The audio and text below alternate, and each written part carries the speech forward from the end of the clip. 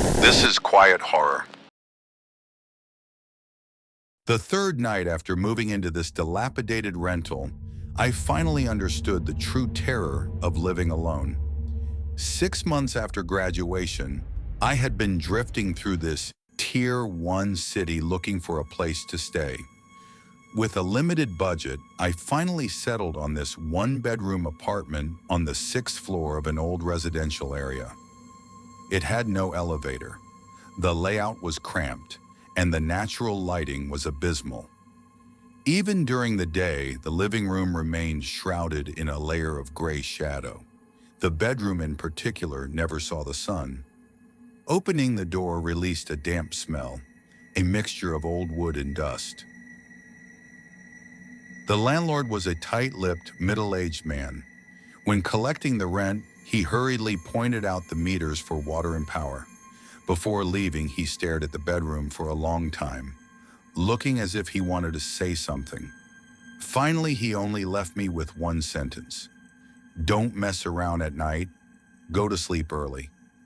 Then he left without looking back. At the time, I brushed it off as the usual nagging of an elder.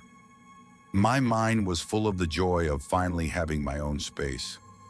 I spent 2 days tidying up, setting out my simple luggage, and setting up a basic smart speaker I bought online.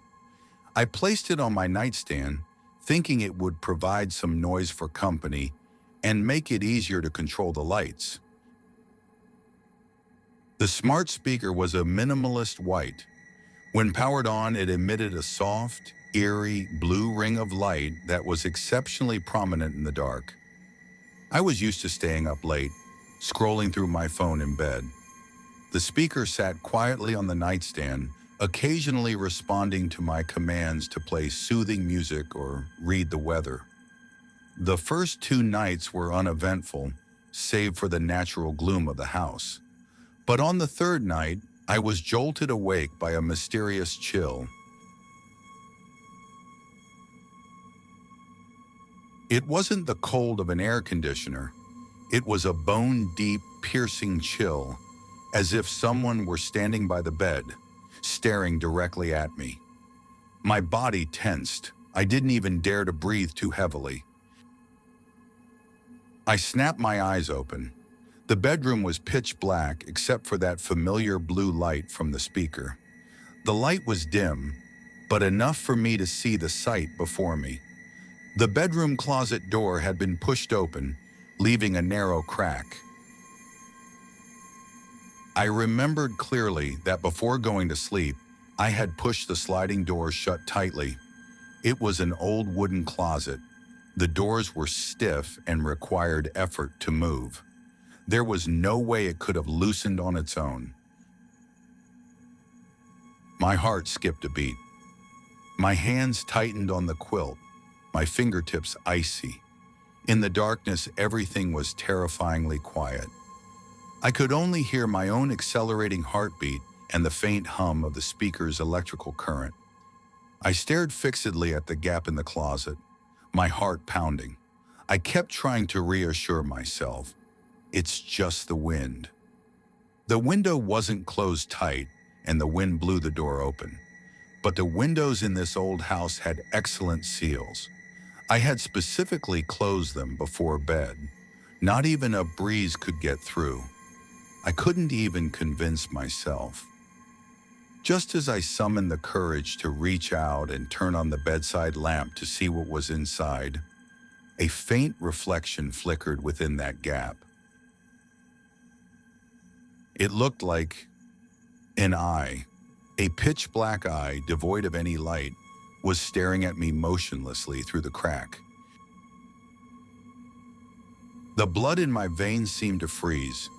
The smart speaker continued to glow blue, and the faint light flickered against the closet gap, just enough to illuminate the contour of that eye. It didn't blink. It just watched me silently. After an unknown amount of time, the crack slowly closed. I lunged for the light switch. The closet door was now tightly shut. I stumbled over and yanked it open. But inside were only my neatly arranged clothes. It was empty. Was it a hallucination? I tried to reassure myself, but this was only the beginning. Since that night, I became restless. First, the smart speaker began to malfunction. It would wake up in the middle of the night without any trigger, making a soft ding. More terrifyingly, it began to issue commands I never gave. One night, I was woken by the speaker's activation. A cold, mechanical, electronic voice emerged. Not the usual gentle male voice, but something deep and eerie. "It is looking at you," I whispered, my voice hoarse. Who? Who is looking at me? The speaker didn't respond. The blue light flickered and died. The occurrences became frequent. Sometimes while I was changing, the speaker would emit harsh static and stutter. "Don't look back. Don't look at the closet." I unplugged it, but even without power, it would light up at night. I threw it in the dumpster downstairs, but the next morning, it was back on my nightstand as if it had never been moved. Terrified, I called the landlord. "Did something happen in this apartment before?" He was silent for a long time. "Young man, don't overthink things. A guy lived there before you, also alone. And later, forget it. If you're really scared, move out. I'll refund your deposit." His words were a bombshell. A guy just like me had lived here and died here. I began to suffer from insomnia.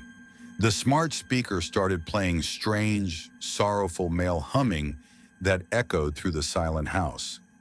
Finally, I managed to get the truth from the old men who hung out in the neighborhood courtyard. 3 years ago, the tenant in 601 was a young man named Lin Xiao. He was a fresh graduate, quiet and introverted. One day, he simply stopped coming out. When the landlord opened the door, Lin Xiao was dead on his bed. His eyes were wide with extreme terror, as if he had seen something horrifying before he died. On his nightstand was a smart speaker glowing blue, and the closet door was open a crack. The police ruled it a sudden illness, but the neighbors remembered how Lin Xiao had become paranoid in his final weeks, asking everyone if they felt like they were being watched. "The resentment in that room is too heavy," the old men warned. "You can't handle it. Get out." I returned to the room paralyzed with fear. Suddenly, the speaker flared to life. "You know everything now. You saw it and you saw me. Now it's your turn." The bedroom lights began to flicker violently. The closet door started shaking, emitting a piercing wooden screech as the gap grew wider and wider until it swung fully open. Inside was a bottomless black hole, and in that darkness, there wasn't just one eye. 2, 3, 4. Countless pitch-black, bloodshot eyes were packed into the closet, all staring at me. The speaker emitted a sharp, ear-splitting screech. The sounds of many men crying and screaming in agony, all woven together. "It saw you. Stay and join us. Why did you have to see us?" I finally understood. Lin Xiao wasn't the only victim. Over the years, every man who had lived here and seen the eyes had been dragged in, forced to become part of the collective it that watches the next victim. A powerful suction began to pull me toward the closet. I fought, my fingers clawing at the floor. In a final burst of desperation, I lunged for the smart speaker. I grabbed the glowing device and smashed it against the floor with everything I had. Crash. The speaker shattered. The blue light died. The screaming stopped instantly. The suction vanished and the lights returned to normal.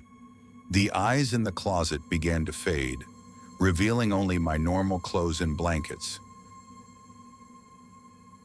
I collapsed, gasping for air. Is it over?